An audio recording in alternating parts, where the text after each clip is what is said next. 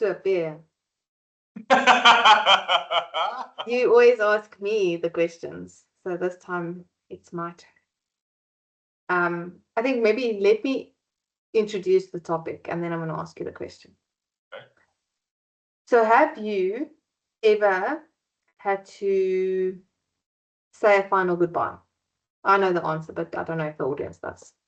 Yes. And the experience when you were there, was it predominantly positive, negative, or at least did it leave you with something to think about? I can think of two specific ones. The first one was when I was a student and my grandfather passed away. We were very close. And I was 23, I was young, and he was sick for a very short period of time. So him passing was very abrupt. And he was also the first person in my life that I was very close to that passed away. So that was a very impactful experience. That was a negative experience. I was very sad as a result of that, because I felt like I was still young and there was still a lot to do with him. And he was not that old. I mean, for the majority of his life, he was healthy, so you didn't expect him to not be there anymore. And he was also like the main guy in the family around which he was the glue, pulled everything together, and him not being there made a significant difference in the entire way that everything fit together. So I missed that a lot. The most recent one was when my dad passed last year, which was also very sudden. I mean, that was even shorter. That was a couple of hours from feeling ill and passing away. But with him, it was different because I was older and he had been ill 5 or 6 years previously, and it felt like that time that was added was a bonus. And we got to spend a lot of good time together. So although I still miss him a lot, almost every day, and although there is still stuff that I would like to experience with him, I felt like we did a lot of cool stuff together. So I don't feel like we missed out on anything. That makes sense. So I think what I'm hearing from what you're saying is that no final goodbye is ever fun. It's never something that we choose to do. It's something that's part of life, and unfortunately we all at some point in our lives we're going to have to say goodbye to people that we loved at a point in stage in our lives. Yes. So I think the significant difference is when we feel we did a few very specific things. We spent the quality time together and we brought out the time to have good quality conversations that were curious in nature, having fun together. I think I recently had a conversation with someone very interesting. So he was telling me about something that him and his father went and did on their own this year. They went on a very significant trip. And his father is quite a bit older, and he himself is also advanced in age. And he was a little bit concerned about the fact that whether his father would be able to manage the trip, but they went and they spent the time together. And when we did his yearly scorecard on how successful he feels his year was, he said that is the one thing that he feels was very impactful and will make the day he has to say goodbye to his father significantly easier, because they spend time together, just the two of them. And I thought that was such a beautiful story. I mean, it doesn't mean that he's not going to be sad. It doesn't mean that he's absolutely. It doesn't mean that there'll probably still be things that they'd want to share with each other. But the fact that they made sure they did something that is significant together, I think that's quite remarkable. I resonate with that a lot. Thinking of my dad, we spoke on the phone every week. It was either every Thursday night or every Friday night for at least an hour and a half for years, every week. And we spent as much time together as we could. When we still lived in Gauteng, I would see him and my mom every 2 weeks at least. When we moved to Cape Town, that was a bit different. But we still kept up the routine of speaking. consistently. And we'd be talking about big things in life, small things, or whatever. But we shared a lot. And you would remember when it was the World Cup final, the last World Cup, 2023 World Cup. I came to Gauteng especially for that. Watched that final with my dad. And that was a massively cool thing. Yeah. Which I'm glad that we did. And there are many such memories that I have with him specifically, that we did a lot of cool stuff together. It's not necessarily, things that you would take photos of, but just being together and having conversation and laughing and telling stories. We did a massive amount of that. And that made me feel like I knew him and he knew me. And that makes me happy. My husband's niece has a habit of asking a lot of questions when she's around people. And the way she does it, or cousin, not niece, is she wants to know what the nitty-gritty detail was about where you were born, where you lived, how you did things. And I've always found it quite interesting when people are interested in those details, because to me it sometimes doesn't feel significant. But just this afternoon, I was driving with my girls and they were asking me about my primary school teachers. And I thought, Yeah. Can you but this, remember them? I actually do. I remember all except my grade 2 teacher for some reason. So I can really remember every single one except my grade 2 one. But the most impactful teacher was my grade 1 teacher. She was a fantastic teacher, but she was very strict. But for the point, so I think I always envy people that have that curiosity.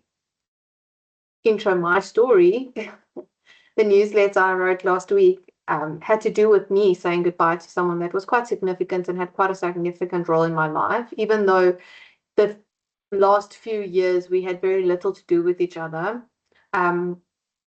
But at his funeral or ceremony or celebration of life, as they called it, he had his brother shared a few takeaways, and he shared a few things about their life growing up. And I mean, I knew him since the day I was born. So it wasn't like I didn't know him, but I was never curious about why he did the things he did, which is interesting because it's something that I am quite curious in terms of my work. But with him, and even with my own parents, I don't always think I ask those questions.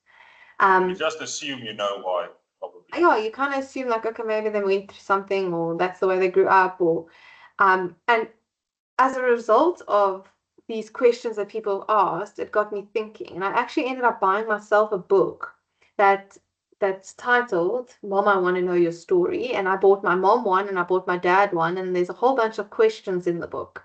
That it's a journal, and you answer the questions like, where did you grow up? Who was your first love? Interesting questions about people, and I think we need to be more curious, because when we're more curious, the nature of the time we spend together tends to be more positive and enlightening and engaging.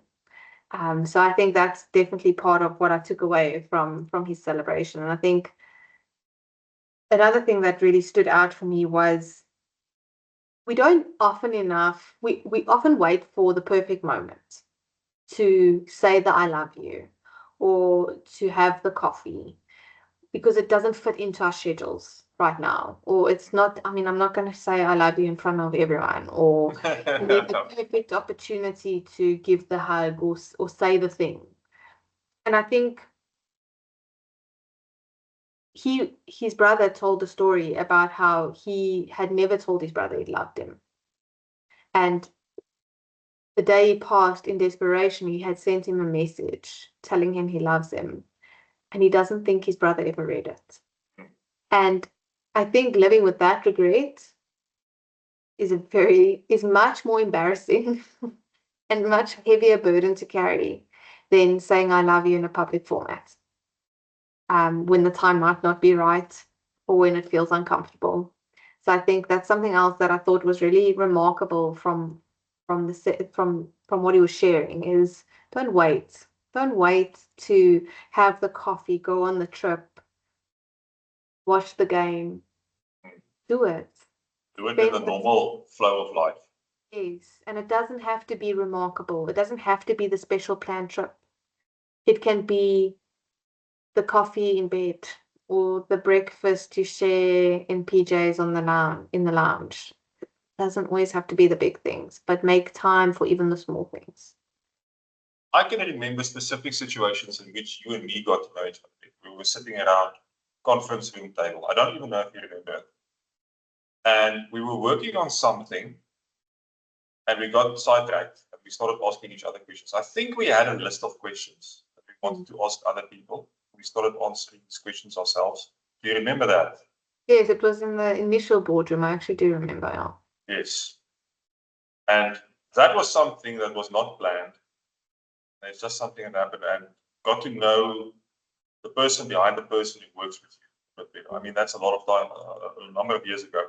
And we know each other better now because we do these things quite deliberately, talking about the stuff that is happening in our lives. But that brings people closer together. That makes connection. And those things are memorable. I think you've got a good point there because we actually have to be present to do that. It's not going to happen if you're not in the moment. And I think that's why the PJ example, and I'm not PJ as in you, but pajamas, the pajama example is so profound because I don't like a mess in my house. I like things being organized. I like us eating at a table and messing in a single place. But it detracts from the connection when I don't allow every now and then for us to sit and eat our breakfast on the couch in our pajamas because it's a memory that they'll remember and will be something we'll share forever. So I think sometimes we need to just let go and stop sweating the small stuff. Like, does it really matter if we have breakfast on the couch on a Saturday morning? Not really. Um, it's okay. So I think sweating the small stuff is another big thing, is that detracts from us actually just being present in the moment. Yep. Yeah, we get sidetracked by things that don't really matter. You ask the question of will it matter in a year? Most of those things won't even matter in 10 minutes. But we get so hung up on them that we forget to pay attention to the people around us. When the actual perfect moment might be revealing itself, that we are just worried about many other things. We don't pay attention to those. Look, it's human nature to want to control because it's part of our survival toolkit. We want to control things because then we feel we have a better chance of survival. Yeah. But I think when we start to try to control things that are irrelevant and outside of our control, that's when we end up with the headaches that are unnecessary and we miss the moments that are important. So I think definitely from that perspective, when we can really just start focusing on controlling the things that are within our control, how we show up, what we say to each other, how we feel, or how we think about each other, or think about spending time together or buying our time, even how we think about our priorities and our to-do list and what we care about. I think those are all things that are inside our control, and we can change the way we think about those things. We can. And when it comes to people and how we treat them, that is significant. That's very important. Said it before, for me, the quality of my relationships determine the quality of my life. Not the amount of things that I get done on my to-do list, not the amount of money in my bank account, not the things that I am planning, the people that I get to spend time with, and the people that I feel close to, and the people that I can have reciprocal relationships with, the people that I can freely tell that I love them, and they are happy to say it back. That is what makes the difference in my life. None of the other things. Definitely. I think also the last thing is allow people to be who they are for you. Don't try and force them into some mold of what you think they should be. Preconceived ideas, yes. And it's easy to do that because it's like another thing we want to try and control, right? Yeah. But we need to let people step into that role sometimes. Let people take care of us. Let people show up for us. Because we'll never know whether they will if we never allow them to. So I think that's also part of it, is just let people be who they are and accept them the way they are and show up for each other. That's important. Yeah. The people that I had the most significant impact on my life, and the people that I care about the most, they are people that show up. They are so bloody consistent. You can set your watch through them, and that makes a difference to me because I also want to be that type of person for them. Value alignment. Value alignment is important. Absolutely. So, the thing that I want to add is Yes. something that I've been thinking about this last because it's the end of the year, and because we tend to reflect on what has happened this year. And this year has gone immensely fast. I don't know if it's just me getting older, but every year we say the same thing, but it feels went very quickly. Mm. And it was a good year in a lot of senses. But what I've been paying attention to is who've been the most influential people in my life this year that have been the people that have allowed me and enabled me to get through this year successfully. Because I absolutely know it wasn't just me relying on my own strength. Mm. No, definitely not. And that's what I also want to, if you're watching this, think about that. Who have been the people that have encouraged you? And who've been the people that have held you accountable when you've not been your best version of yourself? People that have told you need to step up because they are important people. Or the people that have told you they love you, or they gave you a hug when you needed it. Or the people that just show up with consistency, that you know that they are there, so you don't feel alone when you are doubting yourself or when you're not feeling it or when you are worried. Those people, go to them. And I'm gonna make a list of those people and I'm gonna tell them specifically what they meant to me this year and how they helped. And it might be people that you've known for a very long time, and it might be people that have come into your life recently. But I think that's important because we don't necessarily know the impact we have on others. And you know, when somebody tells you thank you for what you did, that makes you feel useful. That makes you feel like what you're doing is meaningful. I mean, your kids are not going to say it. They're not going to do it because they're small. Yeah. My teenage son is probably not going to say it because he's a teenager and he just expects me to do it. But when the other people do it, you realize, the fact that I show up and I do my best makes a difference to people. And I think other people would appreciate the same when they hear it from us. It's for free. We should It is be absolutely for free. We should be giving it away. We should be giving people credit where credit is due. Absolutely. And I think if we can land that one thing for this year to take into next year and do more freely and more readily, I think that's something we should focus on. That is how we change the world and make it a better place, one small act at a time. Yep, definitely. That is a good chat. Thank you for talking to me. I love talking to you. Go. And